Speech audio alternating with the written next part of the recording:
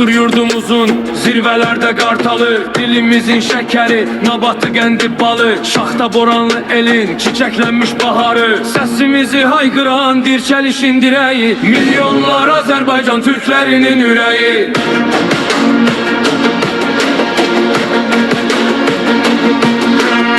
Qəhrəmanlan yurdunun irləri təmsimgəsi, qadaqlanmış haqların dilimizin gür səsi, igidlər ölkəsinin yeni dilin nəfəsi, səsimizi haykıran dirçəlişin direği, milyonlar Azərbaycan Türklərinin ürəyi. Parçalanan Yapona, Türklərin təmsilçisi, Qarabağın Şuşası, Qaradağın Damisi, qardaşlığın birliyin Kuzey-Güney körpüsü, səsimizi haykıran dirçəlişin direği, milyonlar Azərbaycan Türklərinin ürəyi.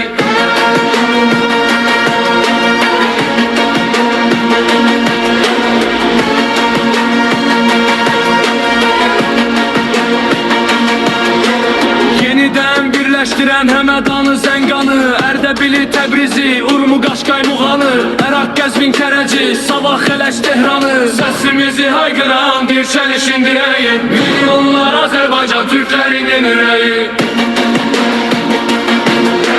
Xorasan Türklərinin könlü gözü dileği, bıçakçının kirmanda susmuş dili yüreği, Türkəmanın mahnısı igid arxa küreği, səsimizi haykıran dirçəlişin direği, milyonlar Azərbaycan Türklərinin üreği. Sınırları sındıran yeni oyun yaradan, arınmış lekelerden, ağ boyadan qaradan, yakamozu inamla gələcəyə yaşadan, səsimizi haykıran dirçəlişin direği, milyonlar Azərbaycan Türklərinin üreği.